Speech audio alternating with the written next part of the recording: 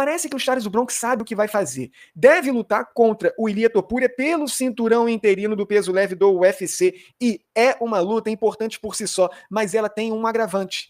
Como o Charles do Bronx já está numa idade avançada para lutar, ele é muito experiente, luta desde muito novo, essa pode sim ser a última chance do Charles do Bronx ser campeão do peso leve do UFC pela segunda vez.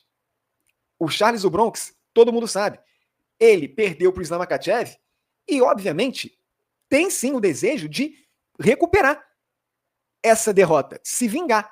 Mas, antes de tudo, é o cinturão que ele quer. Ele deixou isso já bem claro.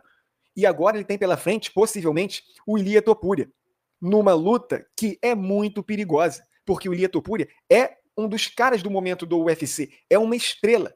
Charles do Bronx, o legal dele é que sempre se protagoniza grandes lutas, enfrenta lutadores muito importantes. E aqui é uma luta de perfil blockbuster. Essa luta, por mais que seja válida pelo cinturão interino, eu tenho certeza que o status dela é maior até do que muitas lutas que valem o cinturão linear das respectivas categorias. Porque o Charles do Bronx é uma estrela mundial, sim, não só no Brasil. Ele é um cara querido ao redor do mundo. E o Ilia Topuria é um produto novo Conor McGregor, digamos assim. E aí, o Charles do Bronx, vencendo essa luta, vai com muita moral desafiar o Islam Makhachev. É uma luta perigosa sim, mas muito importante, porque o Charles do Bronx é isso. Ele sempre permanece em destaque no peso leve do UFC, por mais que os fãs tenham certa desconfiança devido ao estilo de luta muito agressivo dele, de lutar e deixar também o adversário lutar, ele não sai da elite. E olha só como é que deu tudo certo, né?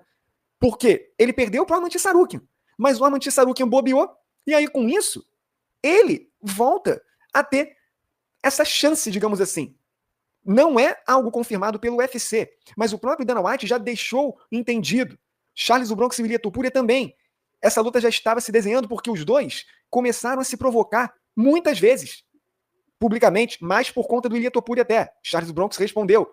Então é uma luta grandiosa e que sim, vale muito mais, porque o Charles do Bronx pode disputar o cinturão linear e está numa fase de carreira mais pro final dela do que no início. Ele não pode de forma alguma perder aqui. É aquele dilema, luta grande sim, porém o risco é também muito grande. E contra um adversário dos mais perigosos possíveis. Mas o Charles do Bronx vai vivo para essa luta. Ele tem toda a capacidade de impor ao Ilia Topuria a sua primeira derrota no MMA. Você já pensou se o Charles do Bronx consegue mais essa proeza?